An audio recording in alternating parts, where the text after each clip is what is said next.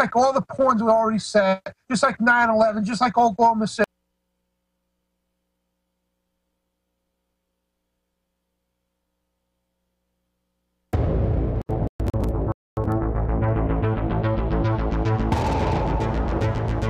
In the councils of government, we must guard against the acquisition of unwarranted influence, whether sought or unsought, by the military-industrial complex.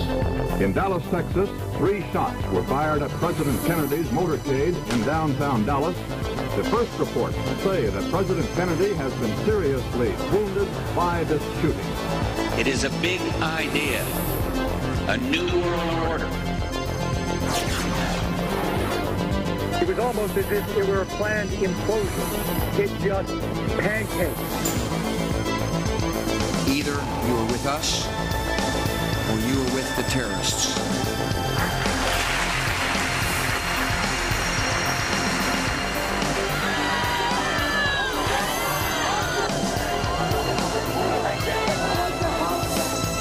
But I also believe that a lot of gun owners would agree that AK-47s belong in the hands of soldiers, not in the hands of criminals. Guns will be taken. No one will be able to be armed. We will take all guns. For many of the police and guard troops, it is an uncomfortable job to do this in an American city. Global governance at last. Is it one world? The central bankers in charge. But aren't we all just living and dying for what the central banks do? As for me, give me liberty or give me death! The answer to 1984 is 1776.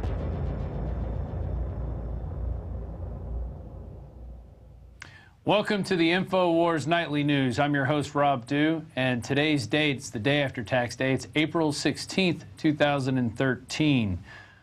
We are live right now. As I move my hand, you're actually seeing it live across the country, across the world, those of you who are Prison Planet TV members, and we thank you for your support. Next to me, I've got David Knight and Jakari Jackson, and we are going to break down what has been going on the last 2 days with this Boston Marathon bombing and the things that we're seeing that the mainstream media is not reporting on, and even when they do report on it, the way they frame the debate. So we're going to start on with a timeline of the events from that day, what happened. We're going to go into some aftermath stuff. We're even going to cover some of the stories that we didn't cover on yesterday's Nightly News because we just went into full-blown media or full-blown Boston Marathon bombing coverage. And also, at the end of this live portion, we pre-taped an interview today with Christina Tobin.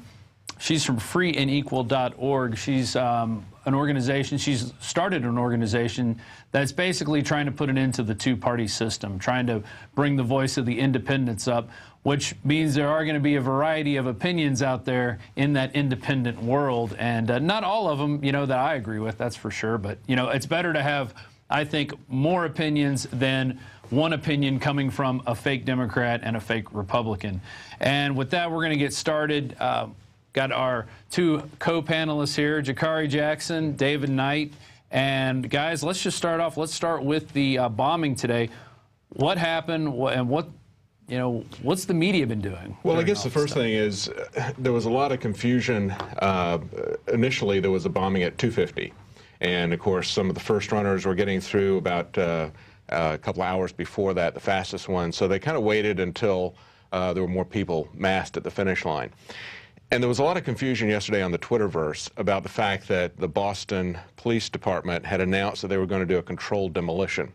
And because it was, that was regarding this bomb in front of the JFK library that was yesterday. Now, that happened so close to the other bombing. In other words, there were 2 bombs that went off about 15 seconds apart from each other. And then this third bomb was a controlled demolition, so we believe at this point, that happened less than an hour afterwards, okay, at the JFK.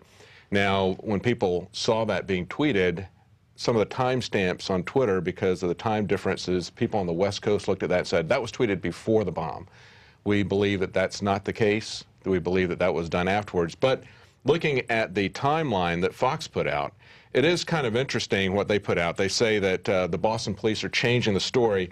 They show a distance of about 2 hours, which I believe is longer than the amount of time that was there on the Fox timeline. And they say on their timeline, Boston police announced a third possible explosion at JFK Library near the location of the marathon explosions. So they're saying in their timeline that, oh, the police don't really know what's there, that it's not a controlled explosion. And then they say about an hour later that the Boston Police Department says the JFK incident appears to be fire-related rather than bomb-related, but is still under investigation. And what we were hearing last night was the Boston Police Department was saying, yes, there was a fire at the library, the JFK library, and there was a controlled demolition, but we didn't start the fire. Okay, they were not related, like you heard with Chris Dorner. Right. We didn't start the fire. We didn't start the fire. So they were saying that those two things were not related. But immediately you had bomb doesn't mean bomb, fire doesn't mean fire. I think that's what we can take away. So we don't really know what's going on there at the library. I mean, that's something that I got a question real quick. Why would they even go forward with a bomb exercise after 2 other bombs have gone off? Why, is it just business as usual in Boston? 2 bombs go off, so let's just continue with our bombing exercise that they tweet? I don't know why they would do something. I mean, like that's weird on its face, right there. From from some of the sources, it appeared that they found an unexploded bomb and detonated it. Right. Now, we had a guy who called earlier today when we were on taking phone calls, and he was with EOD training, and he said that it was very unlikely, in his opinion, that they would have been able to do that so quickly. You know, after you've just had 2 large bomb explosions, if they find another unexploded bomb, they're going to take a while to try to cordon that off, not do it that quickly. And that was Mike Adams' point as well. You know, and during Oklahoma City, they actually stopped the rescuers from going in and getting victims out while they brought out the 2nd and 3rd bomb that they reported on the news many times. The governor reported on it. That's right. All these people reported on it, but then the next day it turned into, no, it was a car bomb, then it was a truck bomb. And that's all that hit Oklahoma City. And we have the same thing now where there were no other unexploded bombs found, which is, I think, their way of mopping up the fact that they had a drill going on and they just didn't want that coming out. Because and we have eyewitness testimony about that. And that was our thing. Now, before we start talking about what Alex said and what we said, I wanted to look at what CNN analysts said. I mean, they jumped on this right away. And actually, Peter Bergen with CNN, who's pointing the finger at right-wing extremists, he had actually put out something on April the 4th or 5th saying that right-wing terrorists were who we really need to be worried about, not Islamic terrorists. And he was trying to make some points looking at statistics, and they were incredibly small, the number of incidences that they could look at that were either from Islamic or right-wing, so-called right-wing terrorists. Very small number of incidences, but he's saying we need to have a massive push. And when you look at the number of incidences, I think it was like maybe 4 Islamic incidences and 15 that they attributed to right-wing hate groups. When you look at that, you have to wonder, why are we spending billions upon billions of dollars, and we have this massive Homeland Security, and we have this TSA operation that is absolutely ineffective? Congressman who started it down in Florida is talking about how ineffective it was and what a joke it was and how he needed to pull the plug on it. Of course, he didn't. But, you know, we look at this and we say they're totally incompetent. They can't catch the drills when they run their own guys through the TSA stuff, and yet, in spite of all that, we haven't had any terrorist attacks in that amount of time until we see this incident here. But Peter Bergen was already gunning for right-wing terrorists, and so when he got on CNN, he's pointing the finger at right-wing terrorists. I think we have a clip of that too, of him pointing out the fact that it was right-wing extremists. And let us know when you have that, and we'll go to it. But one thing I want to say before that is it wasn't with Peter Bergen, it was with O'Reilly. No, the point, I lost the point. Let's go to that clip, and I'll think about it while we're there. I had it on the tip of my tongue.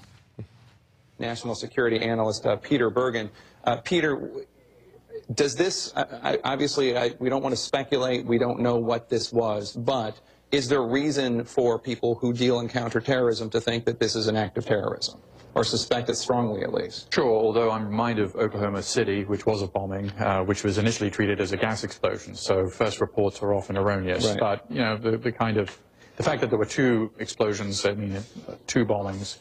You know, one of the things I'd be looking at is, once the device, if it is a device, is found, is what kind of explosives were used. So, for instance, if it was hydrogen peroxide, this is sort of a signature of Al-Qaeda.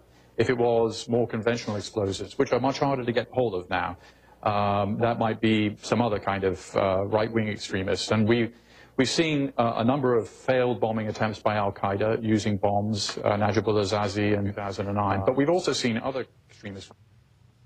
So a couple things there. First off, he talks about OKC being, at first they thought it was a gas line, which was like one of the first things that came out. There wasn't tons and tons of news reports saying, hey, they found a second and third bomb. They're not letting first responders in there now to rescue people. They're still trapped in the rubble because they found a second and third bomb. They're larger than the first. This is what we've been told by the authorities in there. The bomb squad's going in. You see the car driving in there to get the people. In fact, if you watch 9/11 Road to Tyranny, a good 20 minutes of that film is devoted just to news reports of that day. Another thing I want to point out, and this is what I was thinking about before we went to that clip, I was reading reports that the security there was the biggest that they've ever had. They had more security than they've ever had at any race event in Boston, and yet we still have an event. Somebody's still able to get through that tight net. So and we had Peter King, this Republican neocon, calling for more cameras. Right. Okay. And yet, how many more cameras could you have? Then everybody focused at the finish line of the Boston Marathon. You even got all the amateur cameras besides everybody else that's going to want to be right there where the finish line is. Yeah, and I was watching SportsCenter. I was out on a break a few minutes ago, and on SportsCenter, the guys, the two anchors, I don't know their names, are talking about Mrs. Napolitano, saying that, yeah, we need more security at these events. These things are going to keep happening if we don't have more security at these events, at the Super Bowl, at your Boston Marathons, and what have you. Right. They're following the script right there, and that is to have TSA at every event, anywhere we go outside of our homes, maybe even in our toilets, if you follow the South Park theme. Government is the only organization that can fail miserably and say, you know what, we just need more of exactly what we just did. Exactly. Yeah. You know? I got an email. One of these threads that floats around, it said the Department of Energy was created to lessen our dependence on foreign oil. And at the time, we were getting 30% of our oil from foreign sources. Well, now, after billions of dollars that we spend on the Department of Energy, all the power they have, we are now getting 70% of our oil from foreign sources. And so the answer is just to make the Department of Energy bigger. And, give them more money. And exactly. all that, if we pour more gasoline on this fire, maybe it'll go out. It seems to be that. Absolutely. So let's continue on. We've got more stuff. There's an article in Infowars, experts blame right-wing terrorists. We just went over that. And that's a guy from UN coordinator of al-Qaeda and Taliban monitoring team. And, of course, he wants to blame it on domestic terrorists. Okay, he says, of course, we don't know yet, but the relatively small size of the devices suggested work of a domestic extremist. So he's casting. There you go. Case closed. Yeah. Domestic extremist. Mediaite went after. Well, actually, they're kind of Wolf Blitzer did not blame Wright for Boston bombing. He doesn't have to apologize to anyone. So they were kind of backtracking. What actually did Wolf Blitzer say? Well, he came out. Yeah, he was one of the very first ones, and he immediately said, and this is the quote from what he said. He said, "It is a state holiday in Massachusetts today called Patriots' Day, and who knows if that had anything at all to do with these explosions." So he's kind of just dropping the name. I mean, he didn't do it as explicitly as Peter Bergen did, but Peter Bergen is with the same network, CNN, and did it. And then we have a clip from O'Reilly basically going, hey, you know, going down the laundry list of all the different things, and you know, and most of them pointing towards right-wing domestic terrorists, as they would say. Right. Do we have the O'Reilly clip? Okay. Yep, so we're going to go to that clip in a second. And we have clip after clip. We've been grabbing stuff. We have so much stuff, we're probably going to miss some of it. But here's O'Reilly right now talking about how the right is to blame. So far, no one has claimed responsibility for the attack. Perhaps it's a coincidence, but this week marks the anniversary of attacks in Oklahoma City, Columbine, Colorado, and Virginia Tech. Also the Waco assault in 1993. Oh, wait, who did the assaulting in Waco? That's right. Yeah, who did that? Yeah, who did that? That was a case. And actually, we're going to have the makers of a couple of old Waco films that are being reissued here on Friday. I'm going to get in touch with that individual there. Rules of Engagement? Is that one? No, it's not Rules of Engagement. One's the FLIR Project, and the other one, I forget the name. I've been combing the news these last few days and just kind of blown away at how all this stuff goes on. Let's go to the UM coach. We have that clip. He's a guy who's basically kind of what we've been basing a lot of what we've seen on is just him saying, hey, I've never seen this much security at a race. They had bomb-sniffing dogs everywhere. And then there's loudspeakers saying, you know, everybody be calm, remain calm. Just before the blast. Right. Do you have a clip of that? Or we do have a clip of that. We do have a full screen of that, which has the video. And his name is Alistair Stevenson. And in the meantime, Dan Badani also had a chance to talk to some of the runners and some of the athletes out there on the scene, and they said similar things. They hadn't seen so much security. You know, I mean, I'm sure there are security, advices out there, but. And he was saying that starting at the starting line in the morning, they had bomb sniffing dogs and a bomb squad out there, and they kept announcing to the runners not to be alarmed. This was a training exercise, okay, a drill type of thing, right? But there's no connection. Yeah, we're going to go to that clip now. At the start line this morning, they had bomb spotters on the roofs of the building, and they had bomb sniffing dogs coming up and down at the start line. And Melanie said there was bomb sniffing dogs at the finish line, but they kept making announcements saying to the participants, do not worry, this is just a training exercise. Well, evidently I don't believe they were just having a training exercise. I think they must have known, they must have had some kind of threats or suspicions called in. At the start line this There you go. And I think there's a picture out there, McBreen, if you type in spotter or seen on roof, or it's a mysterious person, it kind of looks like a Bigfoot image of a guy walking like this on top of a roof, and, you know, nonchalantly after the bombs blasted, he's just getting up and moseying on his way. Who is this guy? Is he involved? Diddler on the roof. That's right? Yeah, that's a good question. Like I posed today on the Alex Jones radio show, I was very surprised that he was the only person photographed on roofs, because, you know, many times they have sporting events and jogs and runs, and people who live in the area, they'll go on top of the roof. To watch They'll hang out their windows, but this is the only guy we saw on the roof. I thought that was very suspicious. Well, I guess at that point, people probably saw bombs, and any normal person was going for cover. You know, they weren't hanging out. But it is weird. You know, this event probably had more cell phone cameras on it than any other, you know, event like it, because everybody's at the finish line. This is something they're videotaping. There's more people coming to the finish line. There's the pictures of him right there. Yeah, it looks like Bigfoot. Yeah, I mean, I mean, what do you say to that? And he's just kind of walking along and not too concerned with what's going on. And, you know, just another in a series of questions. Well, and this coach says he's been to a lot of races like this. He's run a lot of these races, but he's never seen anything like this before. It made him think that something like a bomb detonation had happened. Yeah. So for us, that was a real red flag, okay? And anybody that has looked carefully at the history of terrorism in this country and in other countries knows that one of the hallmark things that happens is that there's usually a drill going on at the same time, at the same place, the same method, and, you know, the exact same thing that happened at 9/11, happened at 7/7, happened in Oslo, Norway, happened so many times. But when we saw that, and we knew that unlike the right wing that Peter Bergen and CNN are blaming for terrorism, we know that the government really has motivation to do this. They stand to gain by increasing their empire, right? And that's what the callers kept saying. Well, why would the right wing motivate? And what would the motivation be to stage something like this? Right. Yeah, to get cracked down upon? Right. I mean, why? What is there to prove?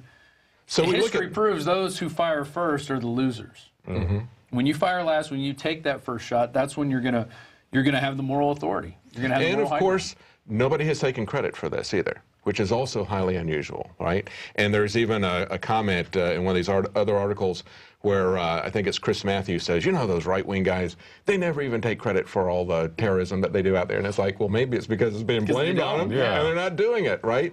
But or it's someone brought into the right-wing movement, like Timothy McVeigh, who's got Army intelligence written all over him, and he does these things. He inserts himself into a patriot group to kind of be in there, go to these meetings. Hey, I'm one of you guys, and all of a sudden he does something. Well, now we've got our guy. We've got the guy who did it. So for the longest time, we've been seeing the government building up to expand its reach into the police state, and we've been reporting on that with the ammunition buys and that sort of thing. And mainstream media and people like Glenn Beck have been criticizing and pushing back on us for that. And so when we see that and we see a bombing go off, we know that that's the way the government has traditionally expanded the police state. And then when we see this drill, it's like, that's it. You know, we're calling BS on it. Just like it was Salon yesterday. They said, well, Alex Jones is going to spin this to say that we need more TSA, or, you know, the argument that's going to be. And then that's exactly what the people are talking about. Yeah. If we had more cameras, if we had more people filling you up on the streets, these things wouldn't happen. Right. That's right. And notice, and later we're going to show a clip of this, the governor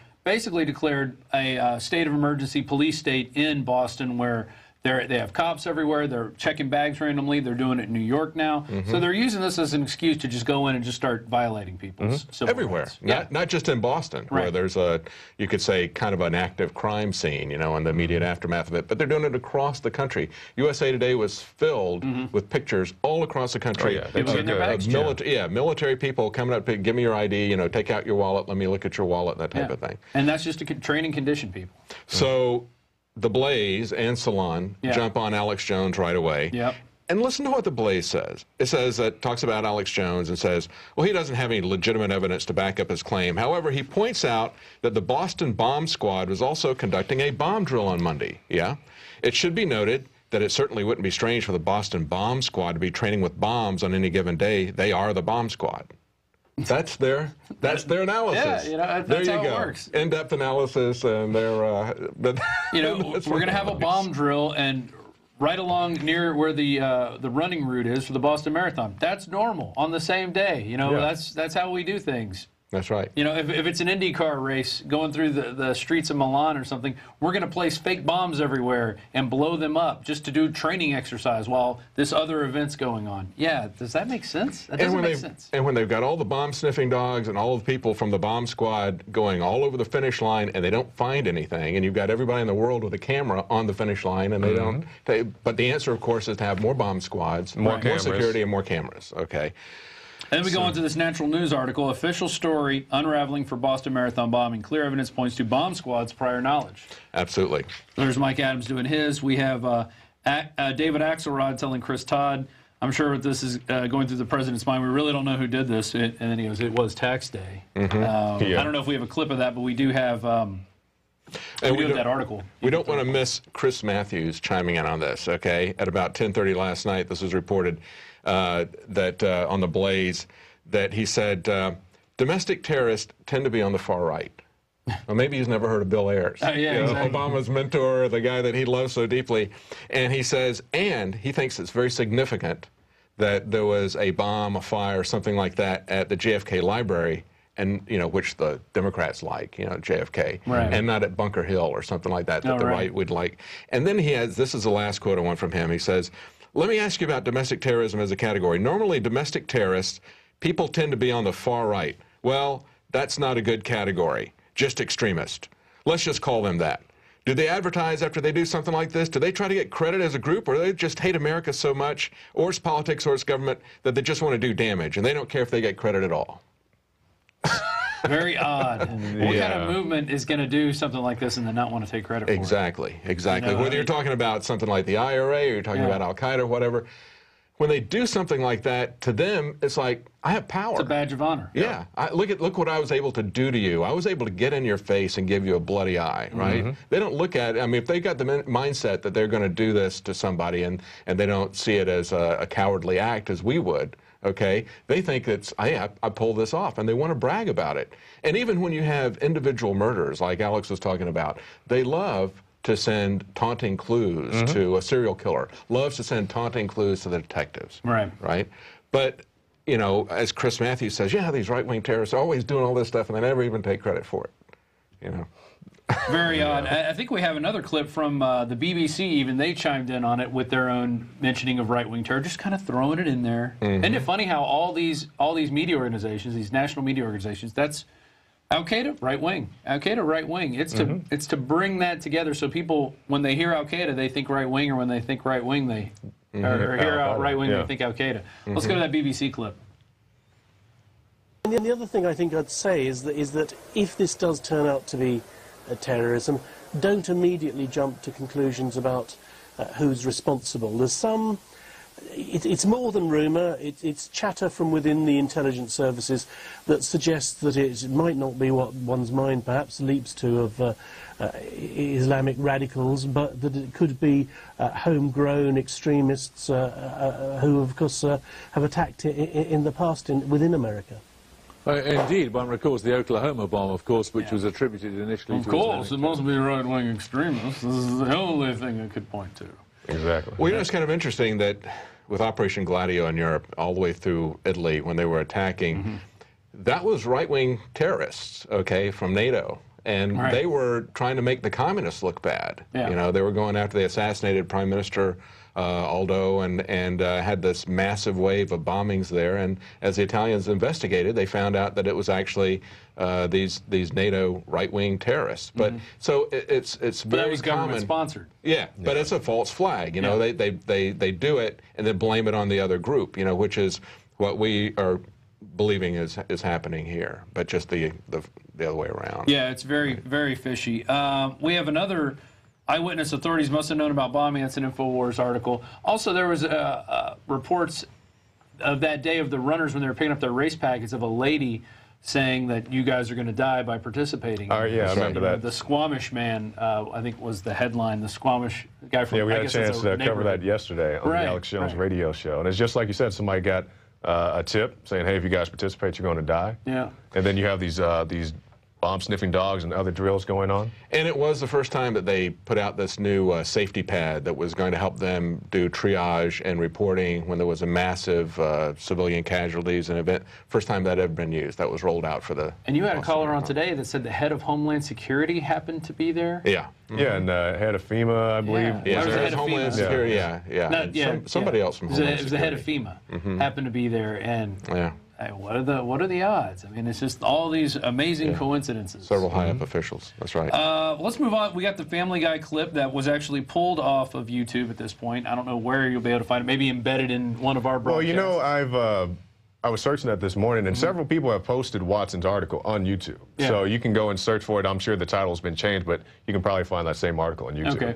Well, and basically what this is an episode where he's talking to Bob Costas about how he won the Boston Marathon, and then he cuts to him blowing up bombs with cell phones, which is what they think how these bombs were detonated, with cell phones, most likely. So let's go to that clip. I'm Bob Costas, here with Boston Marathon winner Peter Griffin. Peter, how did you do it? Damn phone's busted. Maybe I dialed wrong.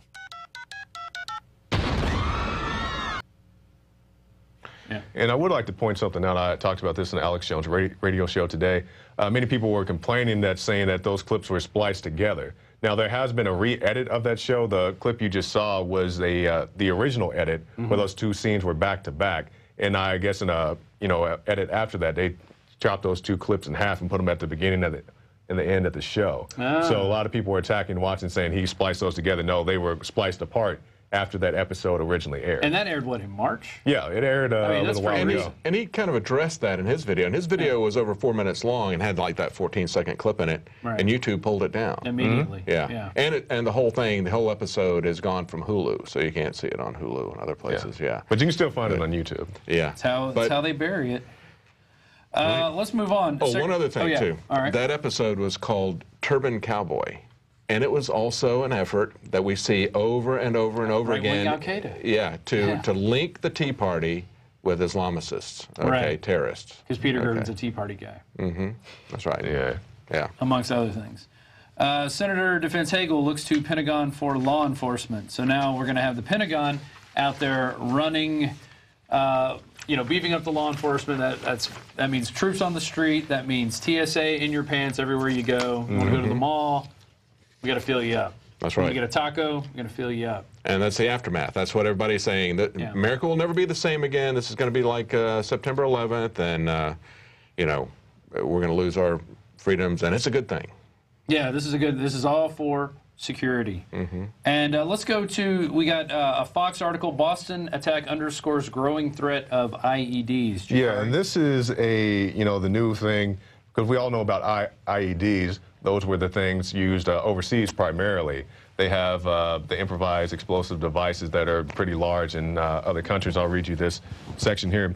The reason to use an IED or multiple IEDs is that you're trying to create an oversized impact and as much panic and disruption as possible. IEDs are usually makeshift bombs that are extremely destructive when detonated, and they are designed to propel shrapnel and are sometimes used in combination with toxic chemicals. So they're saying, the things that, the Afghanis use, the Iraqis use against us overseas are now coming home. Right. So that's the new threat. And that's probably coming from veterans who are coming home who've seen this, who are mad about the government, or, any way they can to demonize that or just even place that out there.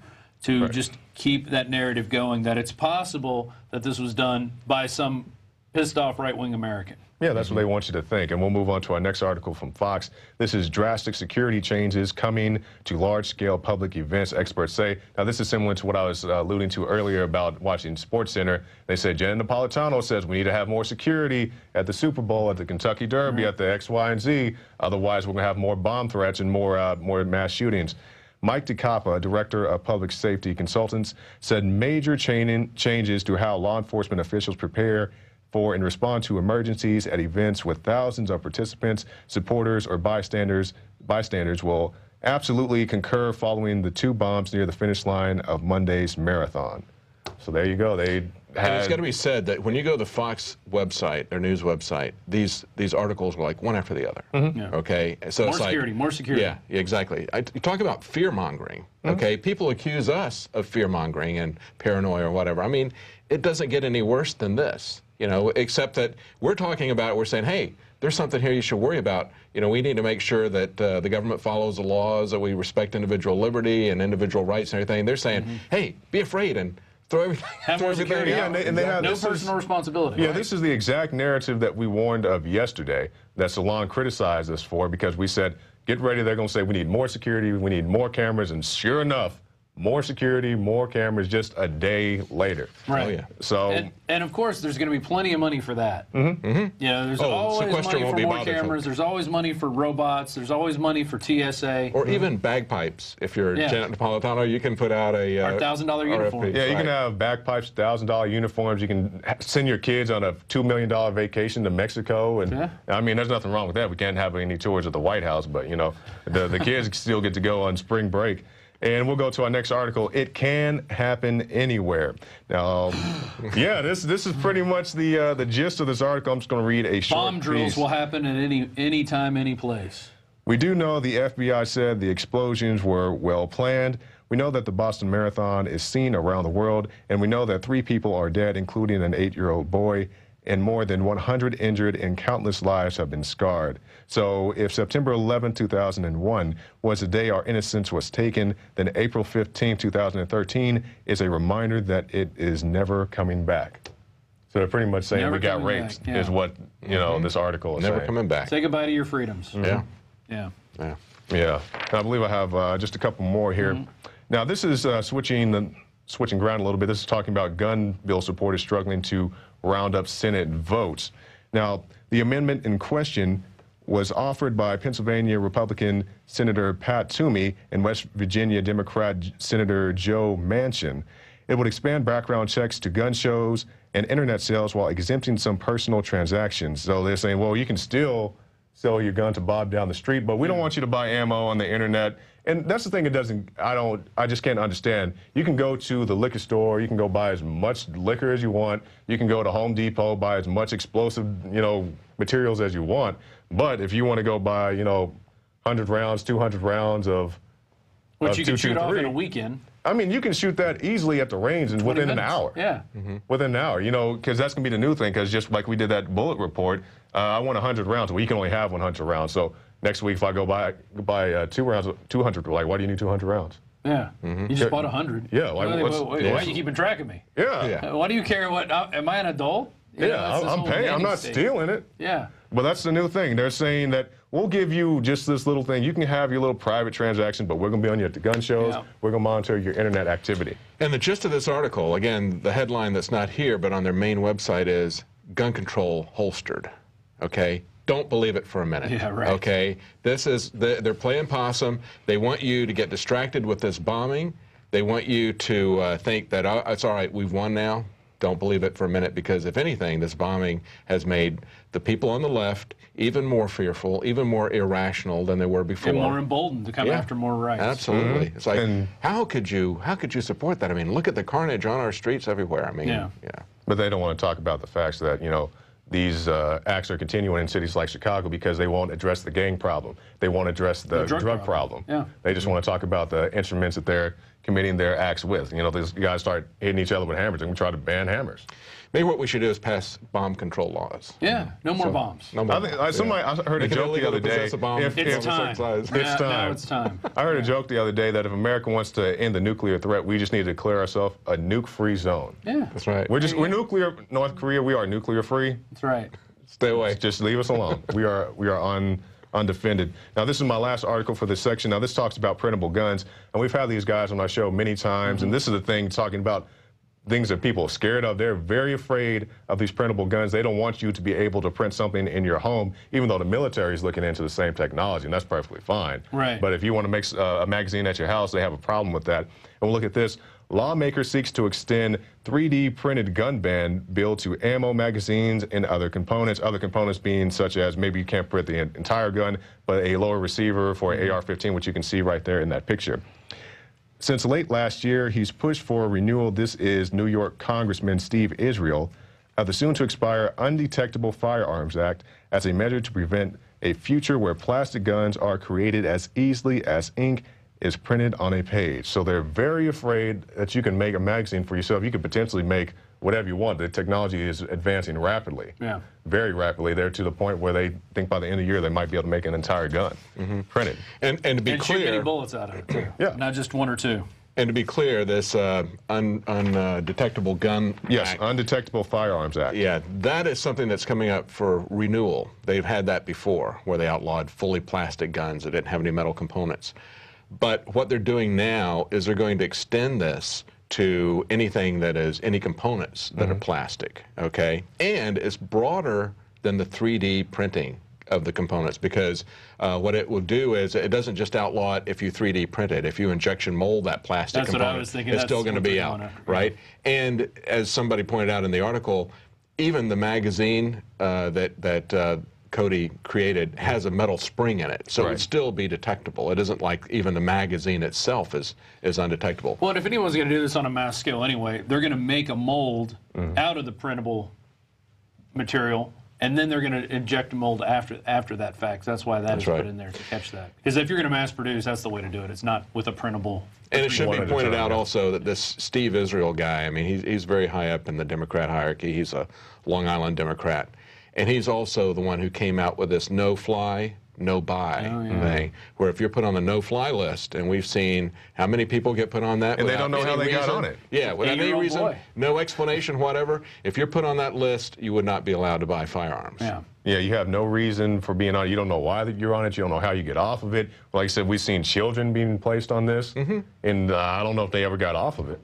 Oh, they never do. No, you never get off. You never know. You don't know how to get on. You don't know how to get off. It's stonewalled when you get up to that. It's like a star chamber. They put you on this list in secret. They never tell you what you're accused of. You never get your day in court to defend yourself, and you're never even told what their final verdict is. Right. I mean, it's absolutely insane. We talked to that guy that got stuck in Hawaii mid-journey, you know, Wade Hicks, you know, and it's absolutely insane. There's no sense of due process. They said it had nothing to do with his political views whatsoever. Right. He just happened to be an Infowars listener. That's right. Yeah. Just like those parents who took their children to Cuba, you know. Right. Yeah, this happened to be Infowars listeners, so, you know, must be some There's got to be something wrong with them. Got to be something wrong with them. Hey, before we go to the next section, which is kind of uncovering our media bomber, Dan Badandi, I want to play a clip of Barack Obama at a press conference this morning where he talks about what terrorism is. And I think he's talking about himself here. Do we have that clip? Let's go to it right now. This was a heinous and cowardly act, and given what we now know about what took place, the FBI is investigating it as an act of terrorism. Anytime bombs are used to target innocent civilians, it is an act of terror. Anytime bombs are used to target innocent civilians, it is an act of terror. Wow, did you hear him kind of stumble when he said innocent civilians? Yeah. I mean, the blood is all over his hands. He knows it. That's right. I mean, just the gall for him to get up there and talk about innocent civilians like he cares about innocent civilians. He doesn't care about them. Doesn't care about Fast and Furious, doesn't care about Benghazi. No. How many kids have they bombed in Pakistan and Afghanistan? There was something just came out, they hit another wedding party.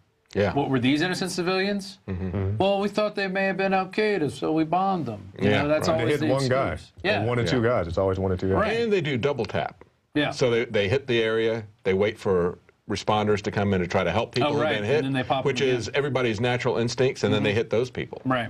Yeah. That's what they did, the video Bradley Manning released, with the guys that were getting machine gunned from that helicopter. Yeah. You know, horrible stuff. And they were, several of the guys that were there were journalists. Right. Okay. Yeah, they said they had rocket launchers because they are carrying cameras. Carrying a big camera. Yeah. But, you know, we're not supposed to care about that.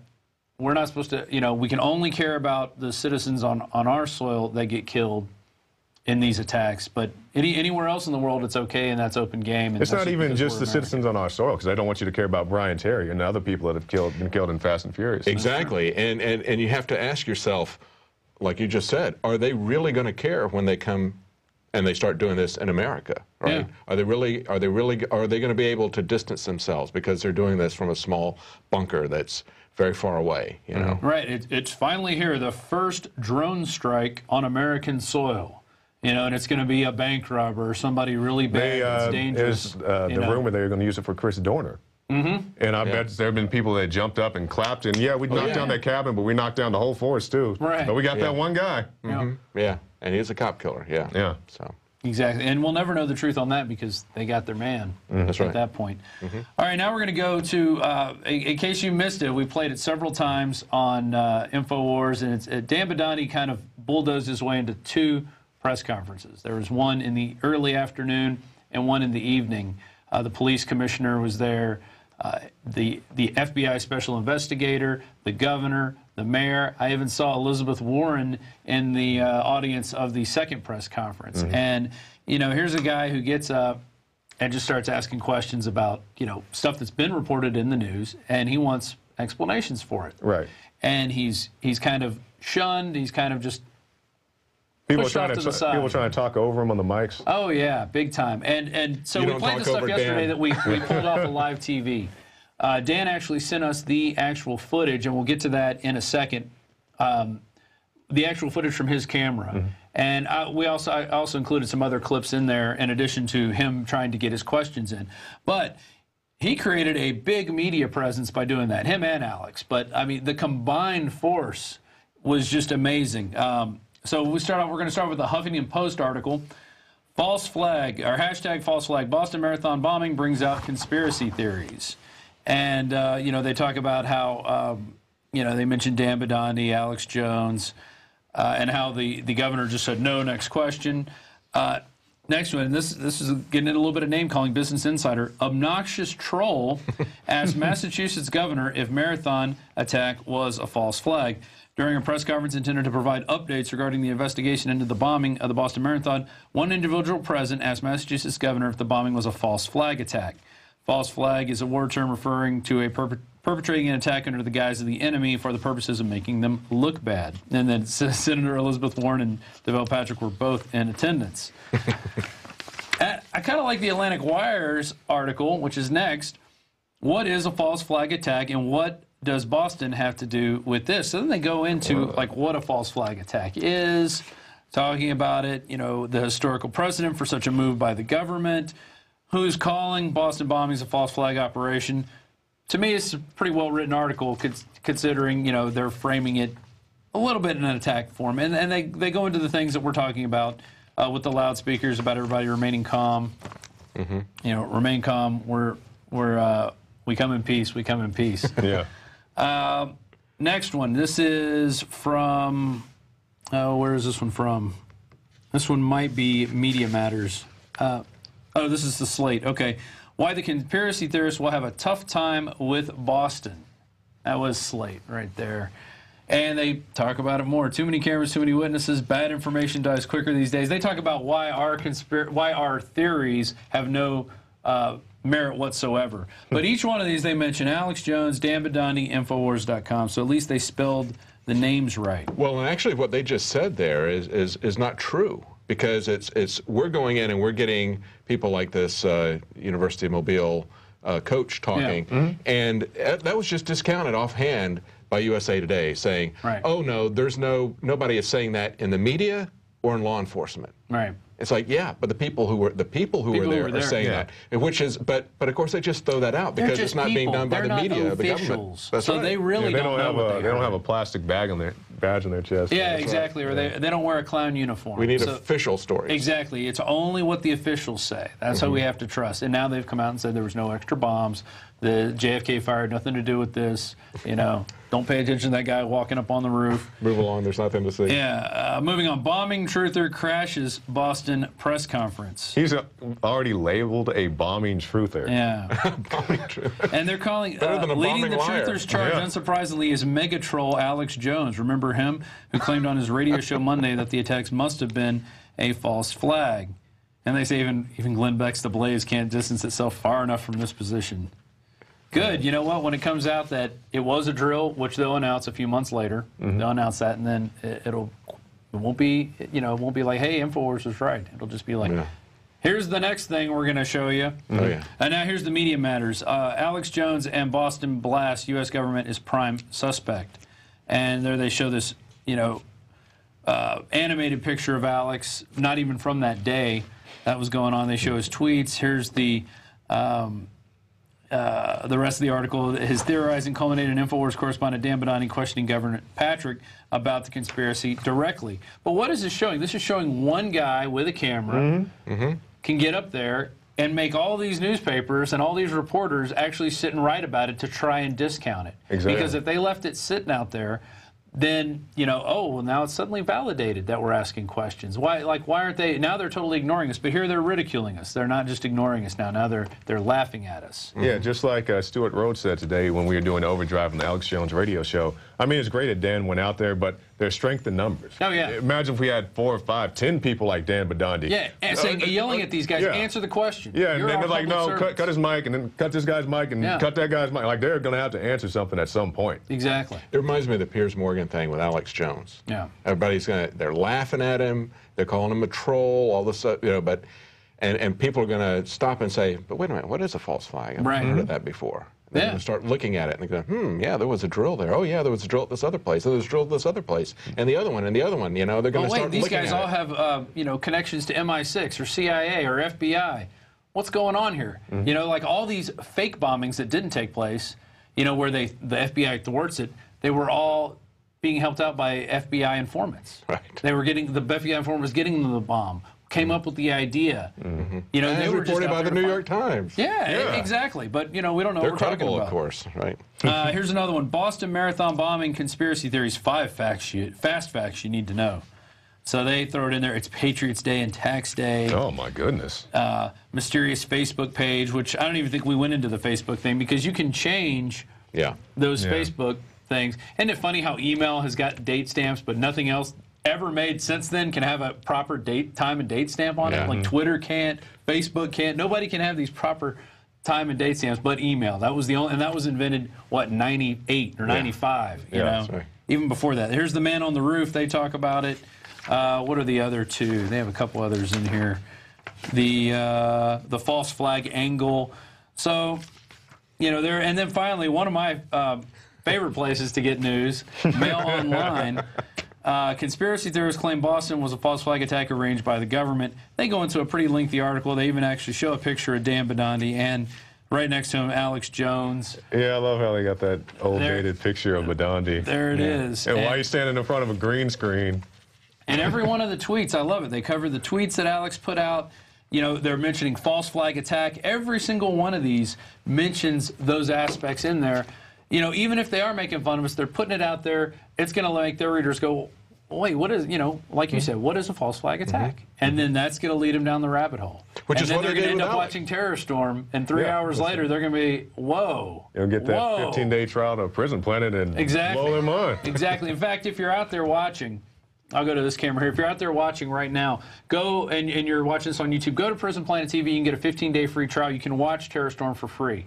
It is 3 hours of probably the most expansive encyclopedia on false flag terror that's probably ever been done in video. I mean, it takes you basically everything that we've been involved with, you don't really know your true history unless you go check And it also, out. you guys can go to YouTube. We have all of the videos that we produce ourselves on YouTube. Not only our channel, I believe, Change the Channel. Change the channel. Yeah, he has a very, very expansive, high-definition quality videos on his channel, so definitely check that out as well. Right. Those are all good. Now, let's go. Actually, we have video that Dan Bidandi shot from those press conferences. You can hear the audio great. You can hear him kind of arguing with reporters. You know, the reporter's saying something, and Bidandi says, "You mean false flag?" You know, trying to say, like, this is what the issue should be. Is this a false flag? And, you know, why were loudspeakers out there telling people to be calm? Yeah, just stand right there, and the bomb's going to blow up in 10 seconds. Exactly. So this is a premiere of this footage, right? Yeah, Dan's I don't think anybody's seen this footage. Yeah. He put it on his YouTube channel on private this morning. I pulled it off, cut up a little bit. It's not the full press conference, but here it is. Right.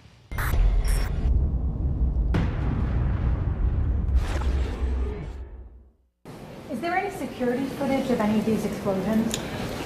We are looking at all of that right now. That's one of the investigative steps that we're taking. Was there any prior knowledge, Joe? Because according to BostonGlobe.com, they said they were doing drills this morning for the same exact thing that happened, according to BostonGlobe.com. Now, was you guys given any warning ahead of time of this taking place? As I said earlier, there was no specific intelligence. We certainly increase our posture around a big event like this. All of those things happened in preparation for this event, but there was no specific intelligence that anything was going to happen. And can you talk a little bit about what type of device do you have? The City of Boston is open and will be open tomorrow, but it will not be business as usual. There will be a heightened law enforcement presence consistent with the severity and seriousness of the ongoing investigation. People should expect those who are riding the T, that there will be random checks of backpacks and other parcels. And we just ask everyone to be patient with that inconvenience for the time being. It is for the public's safety. Here in the state, at the local level, and at the federal level, we are all coming together to do everything we can to get to the bottom of this. The most important fact that I want to convey to everybody this evening has already been mentioned by Governor Patrick. The FBI is taking the lead in this investigation. It is asserting federal jurisdiction. It will do so through the Boston Joint Terrorism Task Force, members of which are comprised by all the members of the law enforcement agencies here represented at the podium. This will be a combined federal, state, and local effort. It will be an ongoing investigation. It is a criminal investigation that has the potential, is a potential terrorist investigation. Do you take any questions? Oh, sir, why were loudspeakers telling people in the audience to be calm moments before the bomb went off? Is this another false flag stage attack to take our civil liberties and put more homeland security sticking their hands down on the pants on the streets? No. Next question. You have said that there's no suspect, but is there? I'm not going to confirm that right now. We'll have that information for you first thing in the morning. The medical people are compiling that as we speak. Again, why were speakers telling people to be characterizing the act of terrorism? Extent of the injuries, how serious people are. This is a very powerful blow. Right now, that area that the governor outlined is our main point of focus right now. Again, why were people speakers telling people to be calm before the bomb went off? I want to answer that question. Currently in your search for additional devices, are you searching the entire route of the marathon, or are you focused on certain areas right now? Are there specific areas that you're focused on beyond the Copley area? At this point in time, our focus of the investigation is in the area that the governor mentioned. Why was people being told prior to the bomb going off? Are there any unaccounted for people? If so, how would you? We're actually working very closely with the families right now. We're setting up a location near here that families can come to if they have any questions. The mayor's office has fielded many calls of concern. We're going through those right now. Okay, thank you guys. Remain unidentified. That's it. Why was people being told prior? 9:30 tomorrow morning. Why was people being told prior to the bombs going off to stay calm? That's a false flag, gentlemen. Just to put more TSA on the street to rob our civil liberties. Yes, these men and their hypnotized followers call this a new order. I love the guy. I think he was in the far corner in the blue shirt, and he's like, yeah, cut his mic. And then you see the lady over there come up and say, come on, we're getting out of here. We're cutting the press conference. You know, she comes from off stage and says something. The general kind of looks over there. She is right there on the left. She's like, come on, we got to get out of here. We got somebody who can see. Yeah. You know, let's wrap this up. Yeah, that guy in the blue shirt, you can see right there. He's like, cut his mic. And we were playing a game of Who's the Fed. And I correctly guessed, but I had already seen this footage. But when I was watching the footage earlier, I was like, that guy looks like he looks like a Fed right there, the guy in the red tie. Cropped hair. Yeah. You know, the only thing a dead giveaway would have been if he was bald, because the Feds nowadays, it's the clip earlier, the first clip with the governor, and he was just giving Badani just the stink. Yeah. Look, he'll look over here in a second. There it is. There it is. He's doing the people's eyebrow there, yeah. That's almost the same look that the head of the IRS gave Aaron Dykes when he was asked a question. We were in front of where Joe Stack crashed his plane into the IRS building, and he tried to get the question in about the 20 trillion in derivatives to Tim Geithner, and Tim Geithner went, they did this kind of kiss at him, and then the head of the IRS looked over and was like, and you just see this, whoa, total hatred, and it's totally reminiscent of They Live. I've got one that can see. All right, we're going to go to an older article, because a lot of these pundits were out there. This reminds us of the first World Trade Center bombing, Oklahoma City. That's a nice NPR voice there. Always telling us about the World Trade Center, first World Trade Center bombing. Yeah, well, it reminds us of that as well. It totally reminds me of that as well. For different reasons. So here we have an article from Tony Cartalucci, February 17, 2012. Washington, D.C., FBI foils its own terror plot again. Now, this is talking about these, you know, patsies that keep getting foiled by their own handlers. But he goes back. In 1993, the FBI was carrying out a sting operation in New York City. The target was the World Trade Center. The weapon of choice was a bomb-laden van. Helping the FBI was an Egyptian informant, Imad Salam, who over the course of the investigation grew suspicious of federal agents and began recording his phone conversations with them.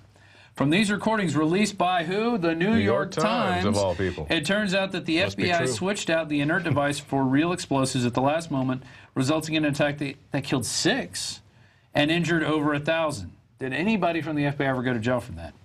Despite this evidence, the 1993 bombing is still to this day attributed to a terrorist, with the FBI's involvement muted, if ever mentioned. And now we're going to go to a video. It's on YouTube now, and I think this was taken off of VHS because we didn't have DVRs back in the day. And so the kids are like, what's a VHS? Exactly. Well, hey, kids, before, back in the day, we used to have this thing called videotape. And I have boxes of it. I know it existed at one point, and I know we used to use them. So let's go to that clip now. This is Dan Rather reporting on the 1993 World Trade Center bombing. Last winter, the FBI was praised for its speed in cracking the case of the World Trade Center bombing and bringing 4 suspects to trial. Now, there is some evidence that the FBI may have known of the plot in advance through an informant and might even have stopped the bombing that killed 6 people. Correspondent Jacqueline Adams has the story. FBI agents might have been able to prevent last February's deadly explosion at New York's World Trade Center. They discussed secretly substituting harmless powder for the explosives, but they didn't, according to the FBI's own informant, Imad Salam. Unbeknownst to the FBI at the time, Salam recorded many of his conversations with his handlers. I'm holding 903 pages of draft transcripts. William Kunstler represents Sheikh Omar Abdel Rahman and several others charged with conspiring to blow up a series of New York City landmarks 4 months after the World Trade Center bombing. That case has not yet gone to trial. Kunstler confirmed newspaper reports of the Salam transcripts. In one, Salam complains to an FBI agent, "Since the bomb went off, I feel terrible. I feel bad. I feel here is people who don't listen."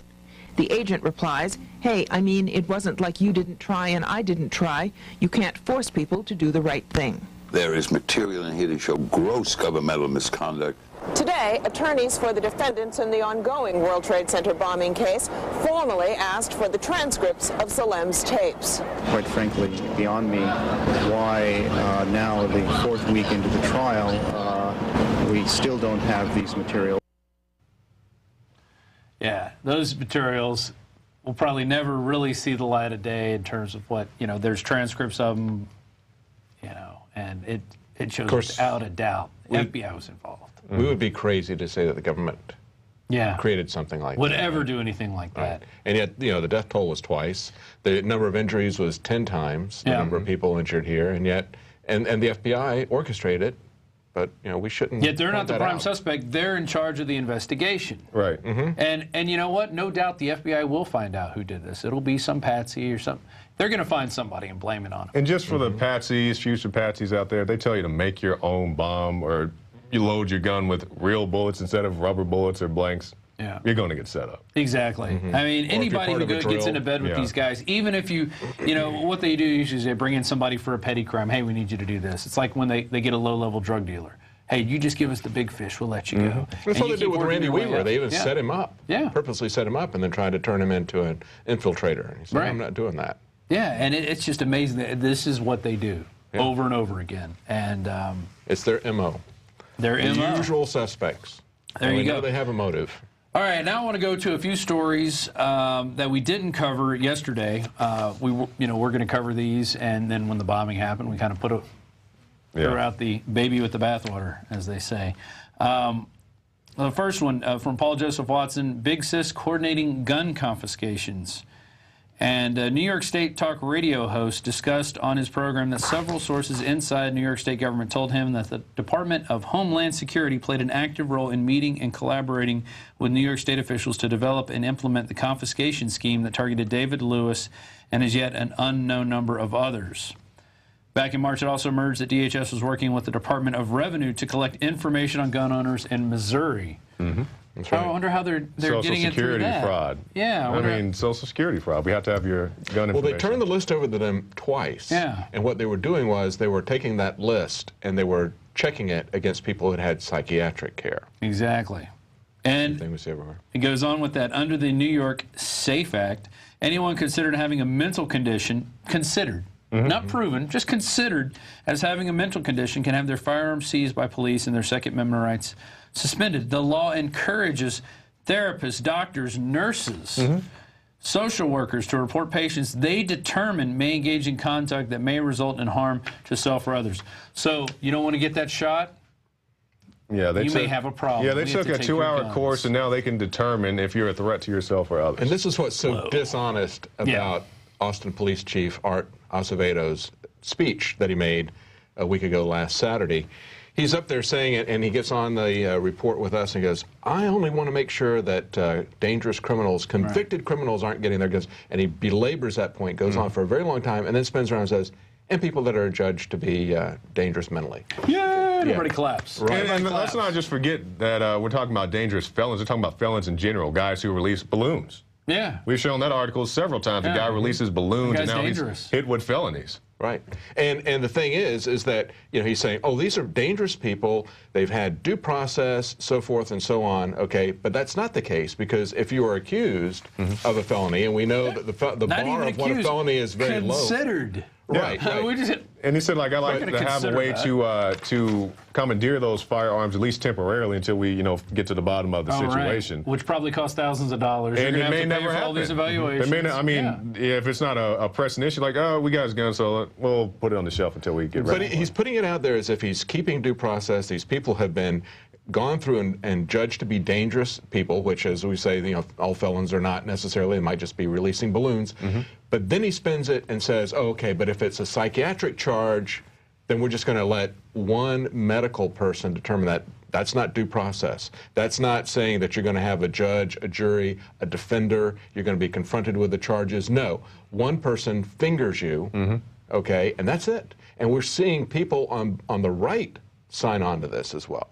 We're seeing people on the right say, yeah, all these people who are doing the shootings, they're crazy. So anybody that's maybe even remotely crazy, we need to take their guns, and everybody in their house. Right. Exactly. Yeah, we saw this with the guy whose son said we could go shoot these guys with water guns. They went and took all of his. They took his gun. They said you can have your guns back when your son moves out. When he moves out, yeah. All right, moving on. We have a political article that came out on April 11th, but we hadn't covered it, and I'd read it over the weekend, and I really wanted to cover it. Newtown families, victims turned lobbyists, and we also had the Newtown victims at the race. They had people running. They had people in the audience. Just the way he writes this is Mike Allen and John Vandehei.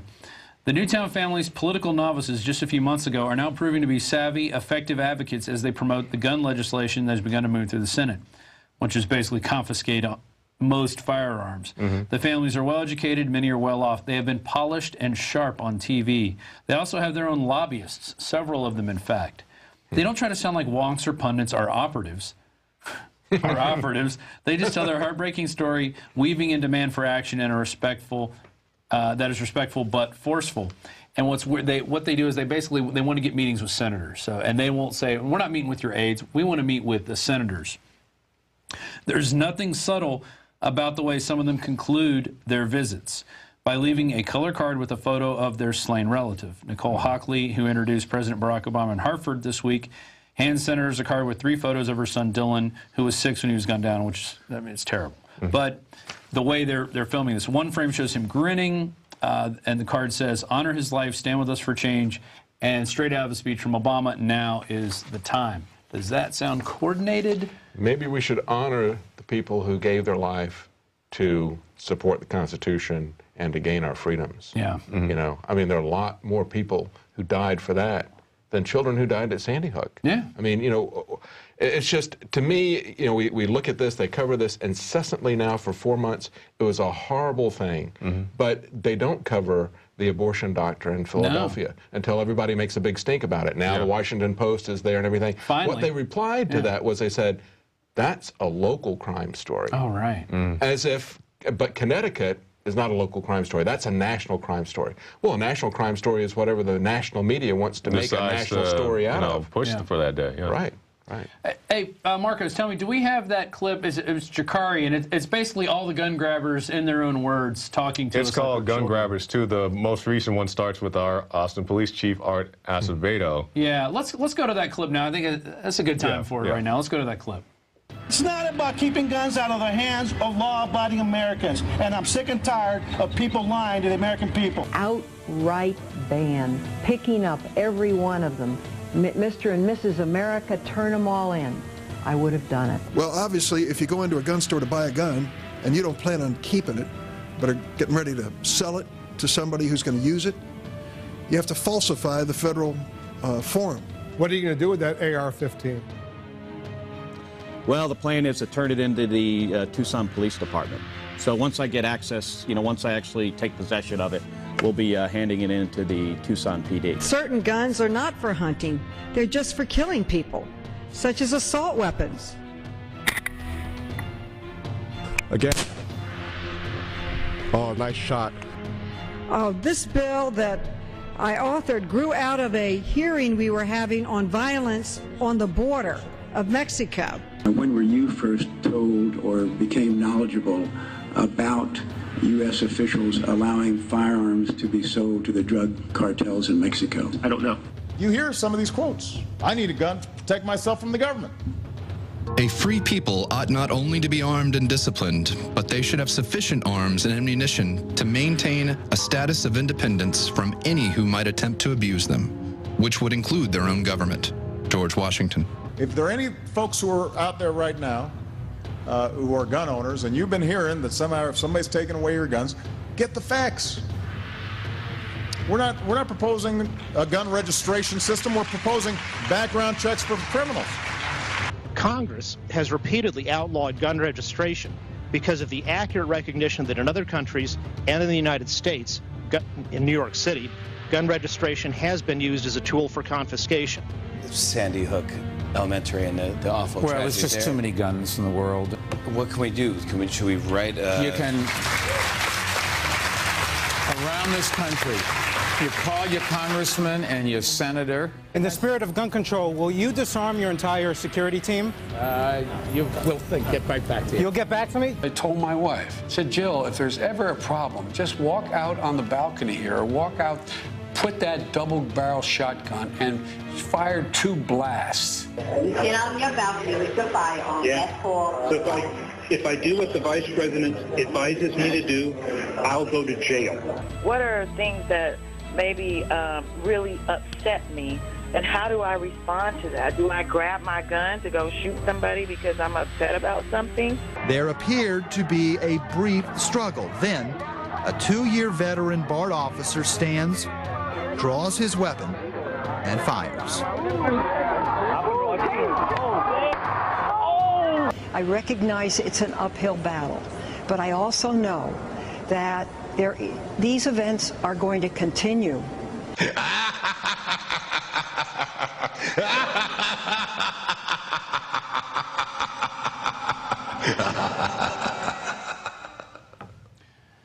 you teach this man how to use Final Cut Pro.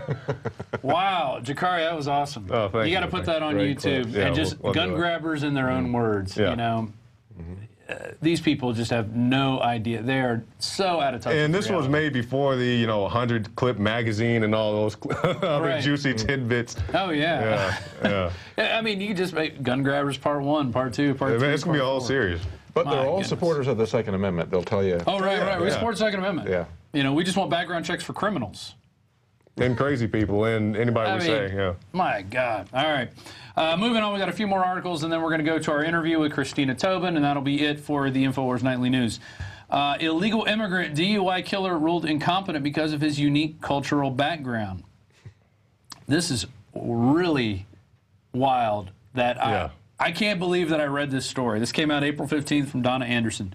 In August 2011, 34-year-old Ecuadorian Nicholas Guaman, who admits he's in the country illegally, decided to get behind the wheel of a borrowed 2004 black Ford pickup and go for a drive. The only problem was that he was drunk at nearly 3 times the legal limit. Guaman allegedly failed to yield at a stop sign and struck a motorcycle being driven by 23-year-old Matthew J. Denise. Denise was trapped under the wheels and pulled under Guaman's truck, and he continued to drive, attempting to flee the scene and dragging Denise for more than a quarter mile. Guaman finally ran his truck up on the curb and dislodged Denise's body and then backed his truck over him while he was trying to escape. Man. At the time of his arrest, he was ordered, he was held on $100,000 cash bail, and on Thursday, April 11th, Judge Janet Kenton Walker, appointed by Governor Deval Patrick in 2009, The guy. ruled that he was incompetent to stand trial because of his unique cultural background, and language barrier means he didn't understand the court process. It also means he lacks the ability to consult with his attorney properly. And I'd also like to point out this guy did have a violent history.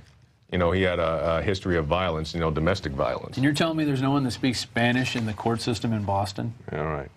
Well, they're trying to pass those laws and saying, I'm not sure how far it got, they only want things to be printed in English, only people to speak in English. I'm not sure if it got up to where this guy was, but, I mean, is that an excuse? Well, we don't have anybody here who speaks Spanish, so we have to let the guy I go. went to Switzerland, and they spoke English, but they also speak Swiss German. And I tell you, if I got in a car and ran somebody over, I would still be in prison in Switzerland. There would be no, but we treat people different here. It's like that song from the Jets. It was the Jets and the Hawks, or what was it called? Sharks and Jets. Everything's free in America. West Side Story. West Side Story. I mean, jeez. But I mean, this is a case that happened in 2011. And here's a guy just driving along his motorcycle, hit by another dude, and his excuse is, well, he doesn't speak English, so he doesn't have to follow the laws. Yeah. Well, and it has in North Carolina, the DHS has just told the states that they need to give special driver's licenses to illegals. Yeah. And it says legal presence, no legal status. Now, what does that mean?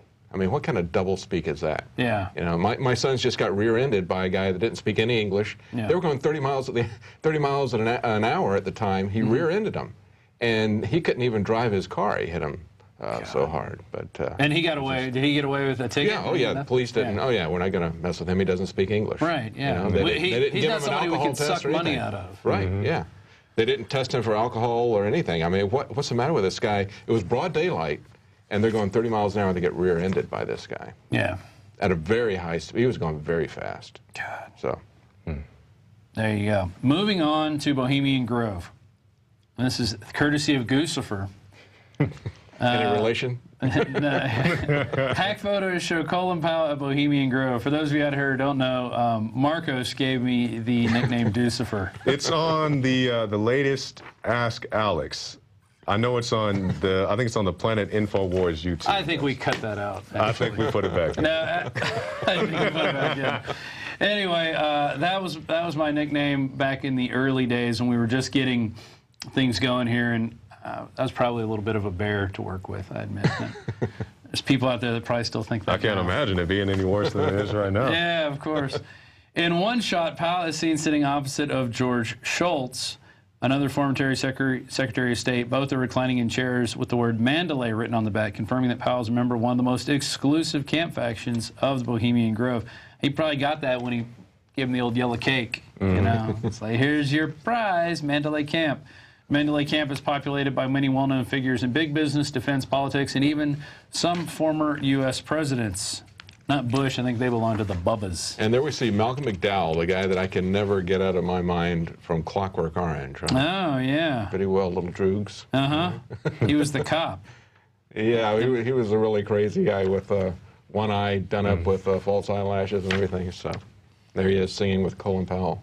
But, you know, the interesting thing is that that other leak that happened also from Guccifer, where it was Andrew Knight, high up in the Fox hierarchy, telling Colin Powell that he needed to tell the Prime Minister, Tony Blair, that he needed to get his priorities straight and get there for, you know, for Bohemian Grove. You know, that's that mock child sacrifice ceremony. There's nothing going on if you're not at the Grove. There's pictures of Henry Kissinger dressed up like a woman there. You know, it's only there. It's there. Only there? Yeah, I'm sure it's everywhere. Was he a friend Kissinger of likes his TSA Phillips J. Edgar too. Hoover or what? If the news couldn't get any weirder, but also spot on, analysis finds Monsanto's GM corn nutritionally dead and highly toxic.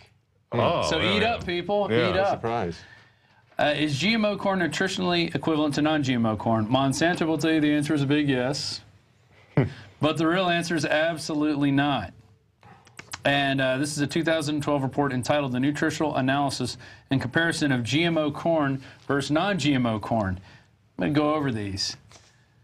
GMO corn has 6,130 parts per million of calcium, while GMO corn has 14, which is 437 times more calcium. GMO corn has 113 parts per million of magnesium, while GMO corn has 2.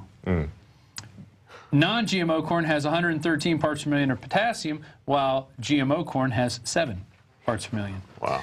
Non-GMO corn has 14 parts per million of manganese, while GMO corn has 2. And they also found that GMO corn was found to emit 3,400 times more energy per gram per second than GMO corn. And there's a big chart in there that shows all that. It shows the amount of organic matter, phosphates, but it gets better. Not only is it less nutritious than cardboard, the GMO corn. They also found non-GMO corn was found to be free of chlorides, formaldehyde, glyphosate, which is the active ingredient in Roundup, and other toxic substances, while GMO corn was riddled with these toxins.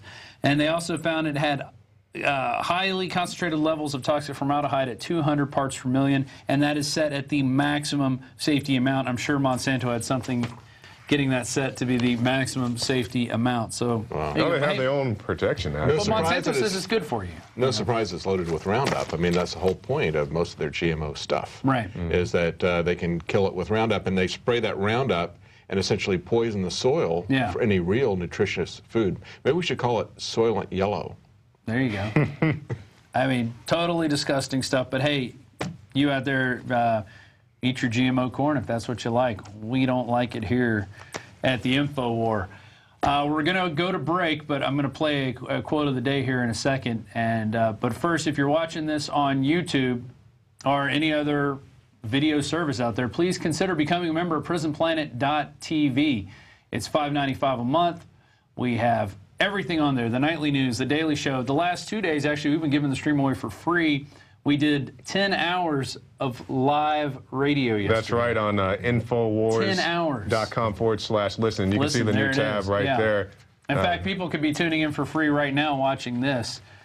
We did what you guys went till 5 o'clock today. We took a 2-hour break, came on, did the nightly news, a little over 2 hours break. Now we're probably an hour and 10 minutes in now. We've got another 15-minute interview, and we're doing this all, you know, on the support of our subscribers at PrisonPlanet.tv and the people who buy stuff out of the store. So visit the store if you need some survival supplies, some seeds. We have great T-shirts, books. Educate yourself. Stop watching TV unless it's the nightly news. Yeah. But now let's go to our quote of the day, and this is the definition of terrorism from one Barack Hussein, the long-legged Mac Daddy Obama. This was a heinous and cowardly act, and given what we now know about what took place, the FBI is investigating it as an act of terrorism. Anytime bombs are used to target innocent civilians, it is an act of terror. Anytime bombs are used to target innocent civilians, it is an act of terror. Innocent civilians. You know, yeah, he doesn't want to talk about that. With the drones, with Fast and Furious, with, I mean, it goes on. Yeah. Well, guys, this was great.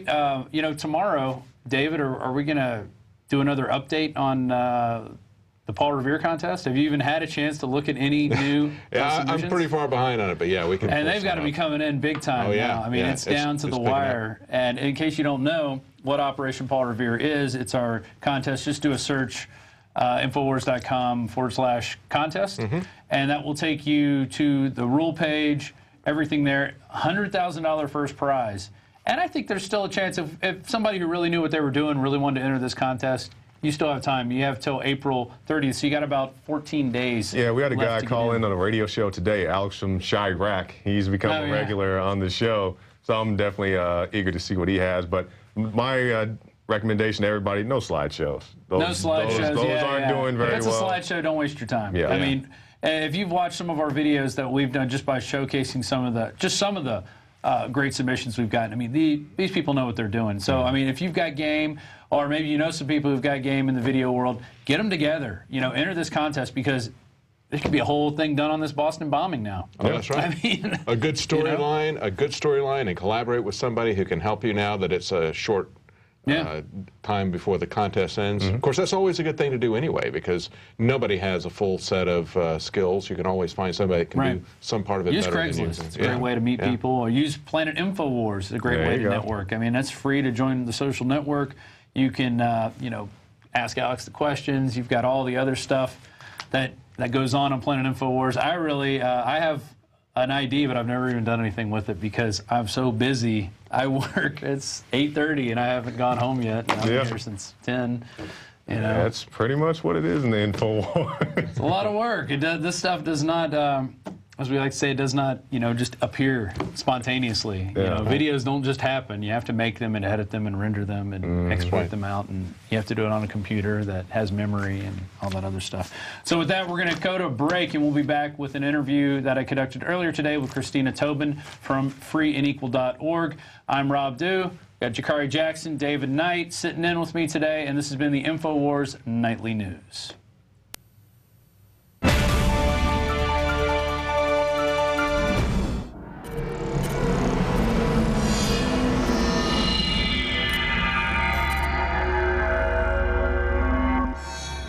Ted Anderson, president of Midas Resources. With over 30 years of experience in the precious metals business, I can tell you without a doubt, we are facing the most dangerous and volatile times, not just in the United States, but worldwide. Peace of mind is gold and silver.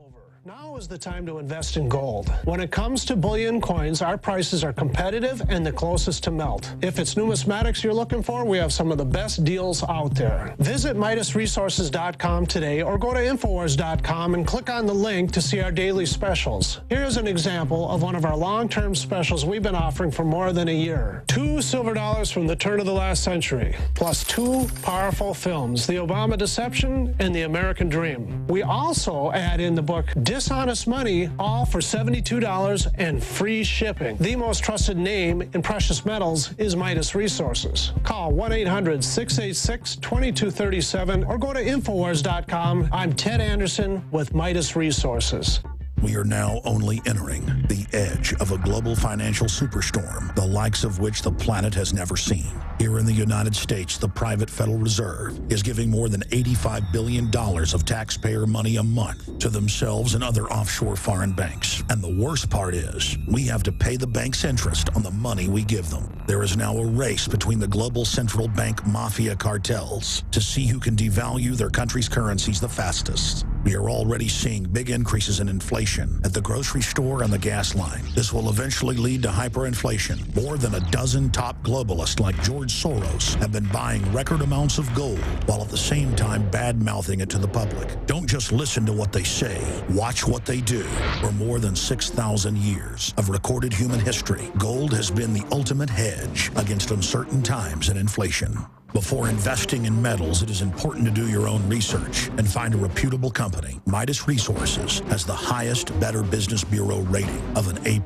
Unfortunately, very few precious metal companies can boast that. Midas Resources has assembled one of the most educated, researched, and professional teams of brokers in the industry. The evidence is overwhelming. In uncertain times, gold and silver is safe harbor.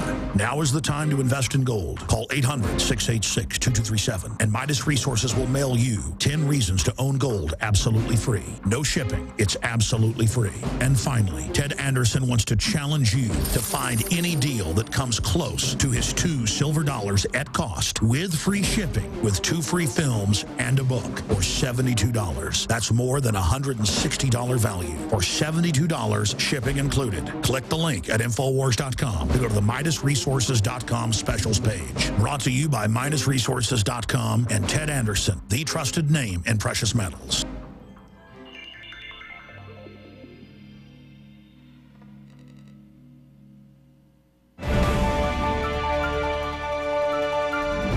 Welcome back to the Infowars Nightly News. I'm your host, Rob Dew. I'd like to thank David Knight and Jakari Jackson for sitting in with me on the live portion. This actually here is what you're watching now was taped a few hours earlier. I wanted to take a break from the Boston Marathon bombing and what's going on with that and just talk about some positive stuff. And my next guest is a perfect example of that. Her name is Christina Tobin, and she is founder and chair of freeandequal.org. It's the Free and Equal Elections Foundation. She started this in 2007 after she sold her jewelry business, and the story actually goes back a little farther, and I'm going to let her tell you this, how she got kind of involved in this. When she was 17, she watched her father try to get on a ballot in Illinois, and he was taken off due to the signatures not being valid. So we're going to let her talk to you about that and about some big events she has coming up, trying to bring together people from the left, the right, the center, all together, but basically people who don't want to be considered Republicans or Democrats, because we know they are bought and paid for. I turn now to Christina Tobin. How are you doing today?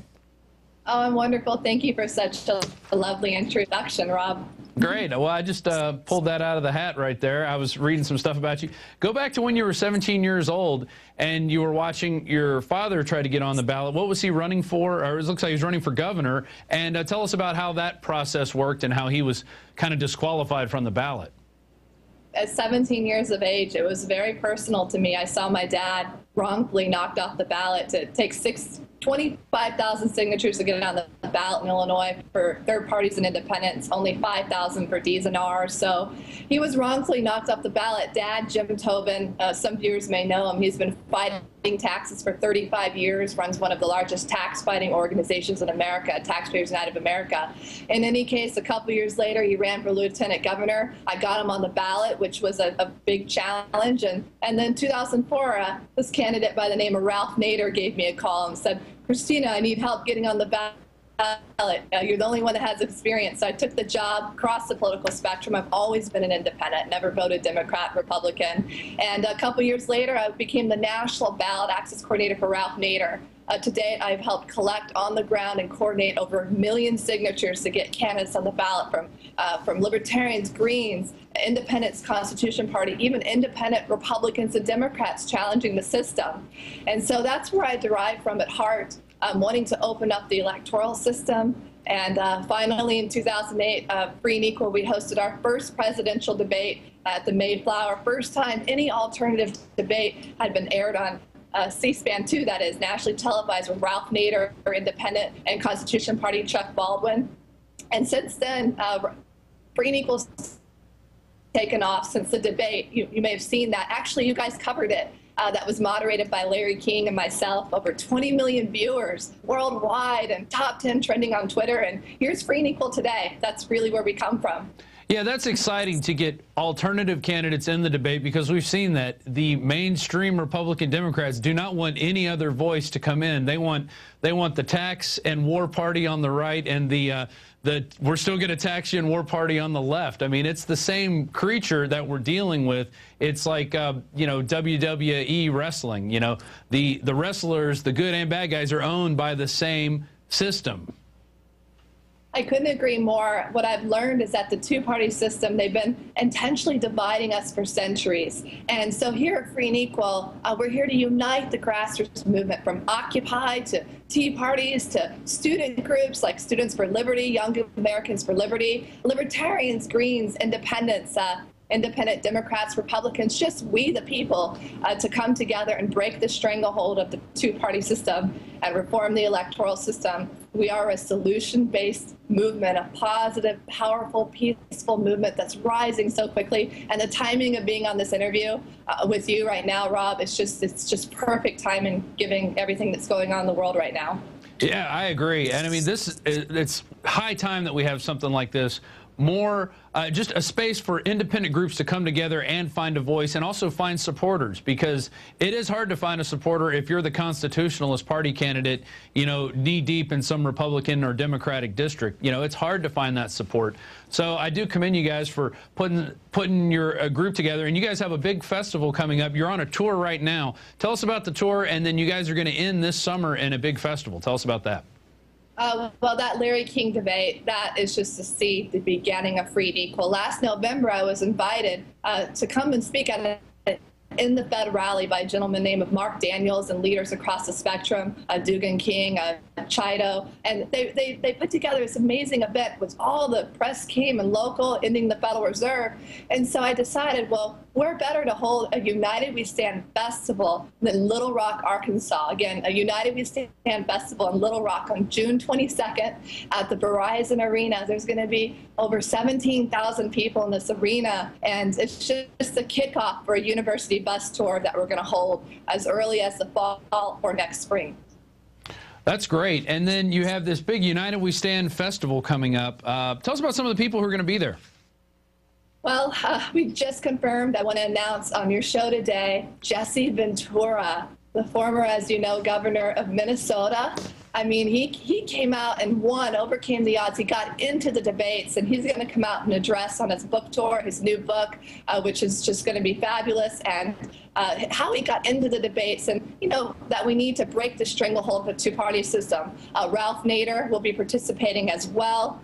We have a dynamite lineup from the president of Gun Owners of America, Larry Pratt, to Sheriff Mack, and, of course, music. Ron Paul couldn't have said it better. The quote here, if ever you can bring about revolutionary changes, two things would be required. Young people would have to be involved, and you would need music. We're going to make it fun. So Golden State Band, James Grunler, thanks to them, their producer, manager, Mike Boggio, they really are, they did the song. Have you heard it? They've actually been interviewed with Alex in this war, the bombs. Yeah, so they're going to be very, the music, and we're going to bring together, Sheriff Mack will be speaking there, Amber Lyon, the former CNN reporter, whistleblower. I anticipate Ben Swan will be there too. And I just got off the phone with Dr. Ron Paul this past Saturday. He knows about the event and he's interested. So we're really, really excited to bring together music. Tom Morello, I'm expecting and hoping he'll be there, from Lupe Fiasco. We want Joe Rogan to MC the event. Elizabeth Zero will be MCing it. So it's quite a variety, and it's the beginning, again, for creating that national movement.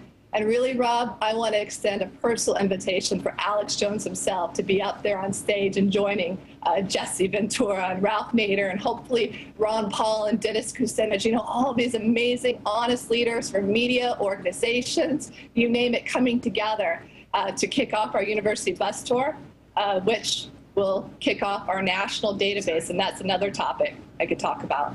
Okay. Well, I definitely want to say this about Jesse Ventura. He actually said on our show, and I'll let Alex know about the invitation, definitely. He said he would actually run for president if he was able to get on the ballot in all 50 states, not as a Democrat or Republican, but as an independent. He said if he could get on the ballot in all 50 states, no problem, he would consider running. And I think we even proposed at the time running as a running mate with Ron Paul, when Ron Paul was running for president. And so Jesse is somebody who I still think is not quite ready to give up on the political system. He still thinks there is something there and that he has something to contribute. So I think that's great that Jesse Ventura is going to be there, and you've got all these other great names: Amber Lyon, Larry Pratt, who we have on this show a lot, Sheriff Mack, who's just a stalwart, fighting there to wake up sheriffs and get them on, based on the Constitution. So I think this is going to be a great event that you have going on. I also see you've talked to G. Edward Griffin, or is he coming as well? It's a possibility. I'm very interested too. It's quite a variety of individuals. David Grohl, as we know, Foo Fighters. He's just kicked off Sound City with Paul McCartney and Stevie Nicks. They're invited, and our producer, Mike O'Donnell, he's actually the artistic producer. You may have heard of Pirates of the Caribbean, Spider-Man 2, Terminator.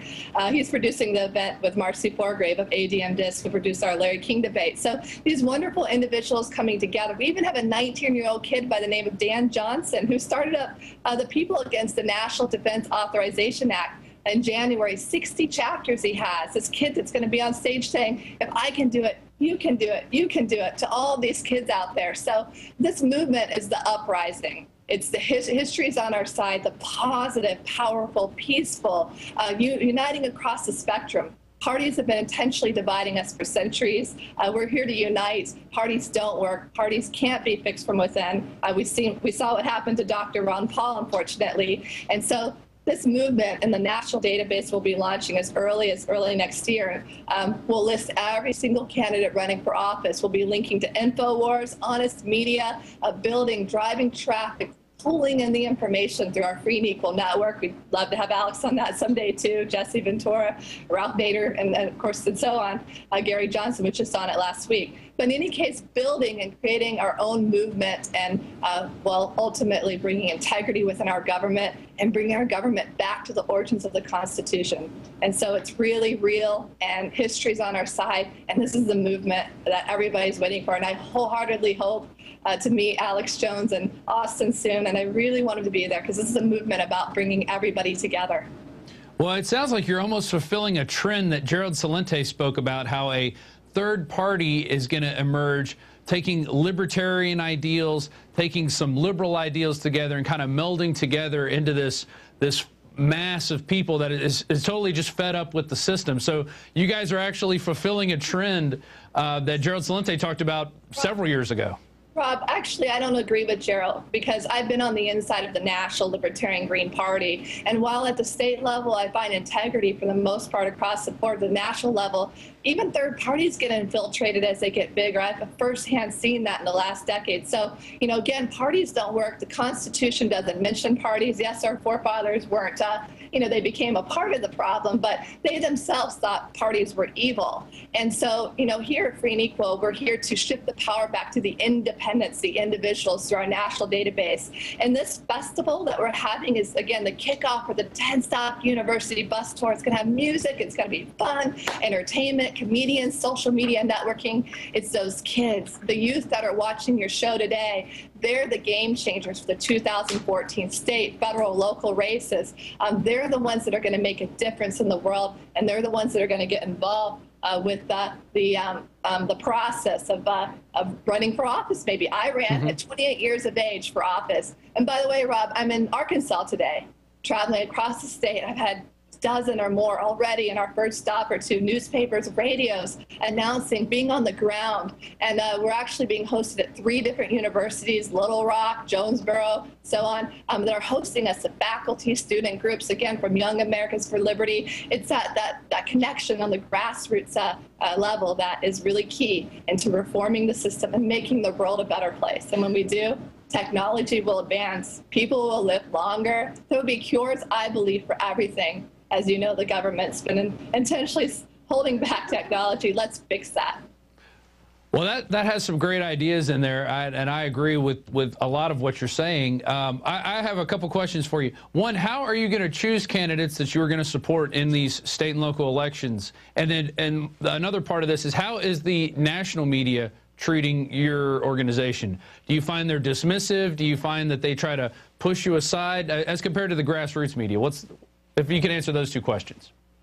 Well, as far as the national media, you know, the Larry King debate, we were somewhat ignored. It was the international media. Who would have thought RT America, Al Jazeera, Larry King's show came in, Aura TV, and covered us. Then C-SPAN, finally, the final day came in, but MSNBC showed it, Jimmy Kimmel even. So we're breaking through the media, and what I've learned is that, you know, the candidates in office, these and ours alike, they're controlled by Wall Street, you know, which the Federal Reserve, you know, it's a private institution signed in by Woodrow Wilson back in 1913. It's a private institution, you know, run by a few powerful people. And so here at Free and Equal, we're going to create our own media, again, through the Free and Equal network to build others like Infowars and through the national database. And your question, I believe, was about candidates. Yeah, how are you going to choose candidates to back, or what will that process be? Well, Free and Equal is a nonprofit, so as a nonprofit, our role is to, for example, if there's 15 or 20 candidates that run in your local races in your area in 2014, they'll all be equally listed on the database. Also, the money, if they're getting money from a super PAC, if we don't know the amount, we'll say, oh, the executive board of directors are these. We'll know if super PAC's good or not.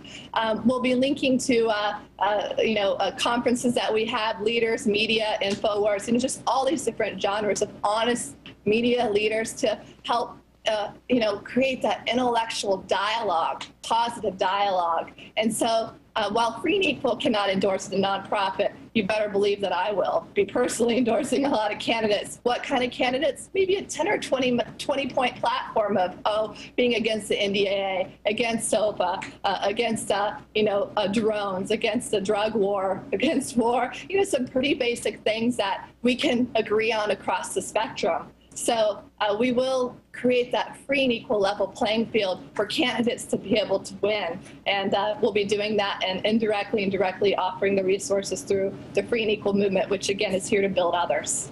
Excellent. Well, how can people find out more about Free and Equal and the United We Stand Festival? Where do people go?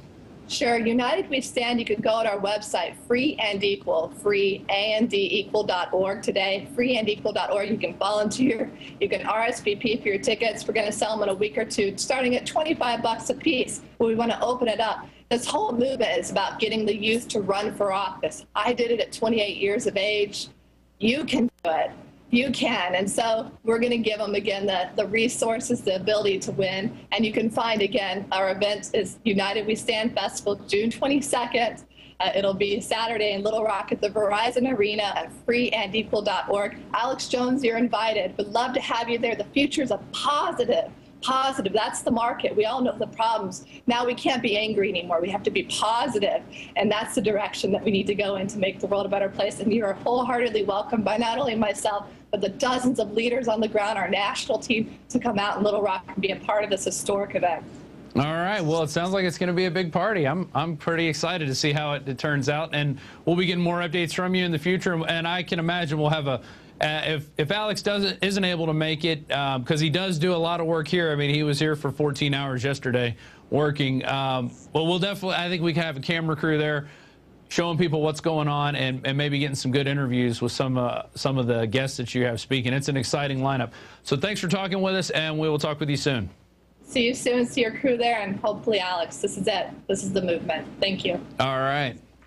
Well, there she goes. That's Christina Tobin with freeandequal.org. And, I think it's great that we're having a group dedicated to just getting out of the two-party system. That's what we need. And look, what you're going to find when you get diverse groups of people together, there will be some differences. But we have to understand that we all have to find some common ground in the fact that our current system is totally broken, and we do need to do something about it. And I think this is a step in the right direction. And with that, that's our show tonight. If you're watching this on YouTube, please consider becoming a member of prisonplanet.tv. It's only $5.95 a month. And you can also share your username and passcode with up to 11 people who can simultaneously be logged on with one username and passcode at the same time. So it's prisonplanet.tv. We have Alex's movies in there. There's a great one in there that just passed up from the former sheriff's deputy. That's Eddie Craig. Over 2 hours of information that you need to know, especially before you get pulled over by the police in their transportation code system. You want to know the facts so you have them on your side. And with that, that's our show. We'll see you next time. This is Rob Dew with Infowars Nightly News.